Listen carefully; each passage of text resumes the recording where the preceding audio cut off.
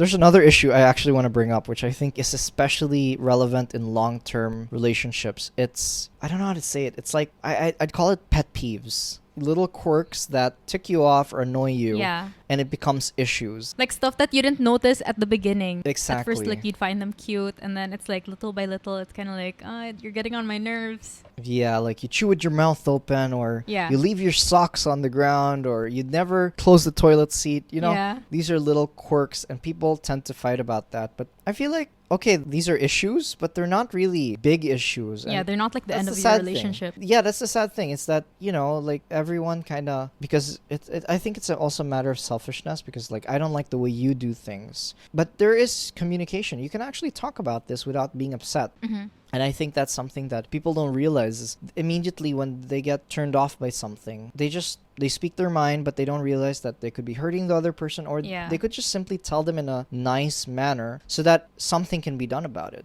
Yeah. No, I feel like it's because like some couples, they become too comfortable with each other to the point na, I don't know, like they don't care if they hurt the other's feelings. I don't really know what It's happens like there. they take each other for granted. Yeah. I read a book once. I think they said that like that's the most toxic thing that can happen in a relationship. I think it's contempt. I think it's contempt, but I could be wrong. So it's kind of like when you feel even a bit superior to your partner, that's the root of all the problems, because then you feel like you can do anything you want, say anything you want, and they're gonna like forgive you. The thing is, I feel like a lot of this can be resolved by just Talking. also acceptance. Oh, yeah. Because let's face it, not everyone will change for the better or for the way you want them to change. Not every guy is gonna close the toilet seat. And I'm sorry to say that, girls. I know it's very annoying, but not all guys do that. I'm very, like, I always close the toilet seat. But in general, I can speak for guys, like, not everyone's gonna do that. And, like, don't make it a big thing. Don't make it a big deal. Because you can just close the toilet seat yourself. We can actually do these things for our partners. Let's say our partner is messy in one department, but then in so many other things, your partner's great at. Mm-hmm. Like, I'm gonna admit my flaw. I am a very messy person. Like, my room is always a mess. My closet is like a hurricane went through my closet, and I can't find things. He doesn't fold. He throws his clothes in I his just throw it. closet. I just throw it. Everyone has that chair in their room that they That's kind of his just dump closet. clothes on. That's my closet. And I his just sofa. dump my clothes in. And my sofa. So I have that issue. But you see, like, when it comes to other things, I'm a great cook. I clean a lot in the house. I'm very good when it comes to house matters. It's just when it comes to my own organization, I'm like, I couldn't be bothered. And, I know it's a bad trait, but like DANI, she doesn't like complain too much about it because she doesn't focus on that. She focuses on the positive rather than the negative. But also because like whenever I come over, you kind of clean up. That's true too. I don't want to look like a pig in front of DANI, but like no. But then you see, that's one thing. Yeah. And like many times, I think I remember DANI. She even fixed up my closet a little bit for me. Yeah. She kind of folded a bit for me without even me saying anything, and I felt super touched and grateful for that. She didn't have to do that, but she did. And in contrast, DANI, like, she has her quirks too. Like, for example, when she showers, her hair, when it falls, she never picks up the hair. It kind of like all over the place. That's Yeah. actually the first time I've ever heard you say that. Sorry. Yeah. So like her hair falls a lot, and then sometimes it clogs up the Sorry. the shower. It's fine, babe. But I don't complain about it. I just pick up the hair. Because, I mean... You've never said that to it's me, not- though. Exactly. Because I have... Honestly, I have no reason to complain about it. Oh, sorry. I Yeah. didn't realize. No, it's fine. And you see, like, I feel like it's such a small thing. I have no right to get annoyed about it. At least that's how I feel. Because, honestly, her hair falling has nothing to do with her great personality in so many aspects. Yeah, but I think that there are some things na it's like you can't...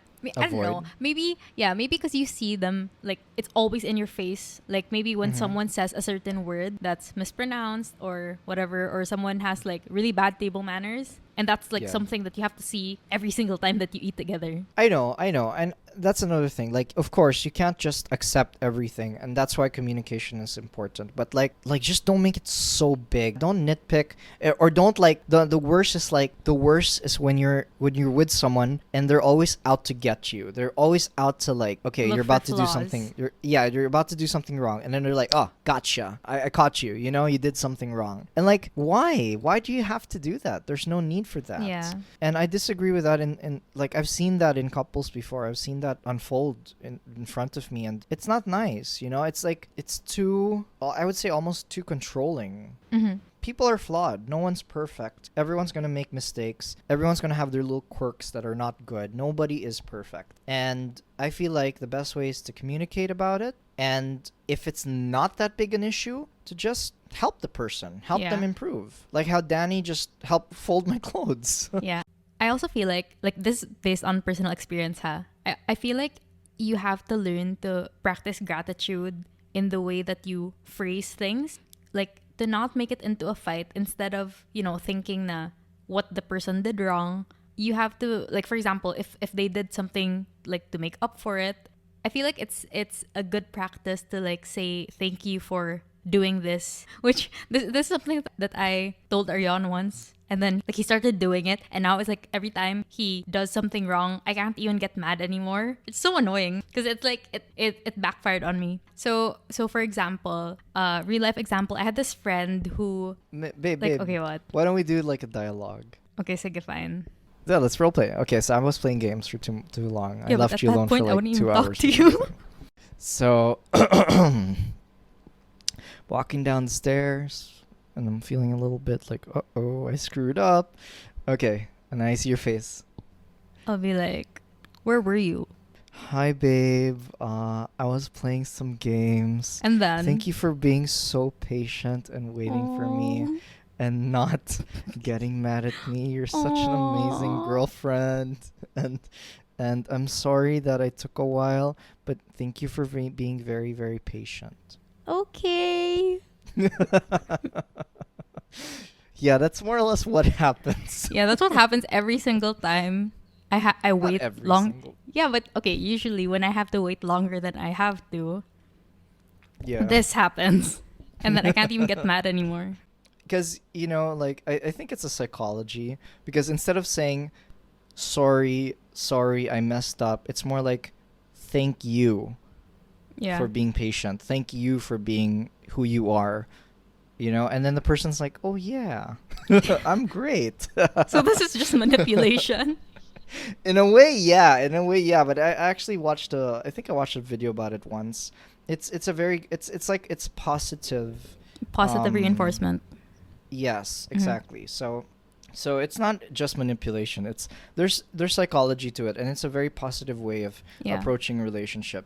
So basically it's like because you're not like punishing the person, because you're kind of giving him or her like, positive reinforcement. It's like it encourages the behavior. So it's like, oh, she's patient and stuff. Maybe the next time I won't make her wait as long. Rather than if it was the other way around, and like the moment I saw him, I got super mad. It would turn into a fight, and then he'd end up like, oh, why is she so needy? And then in my head I'd be like, oh, he doesn't consider my needs. Yeah. I guess it's just better to approach it positively instead of escalating into a fight.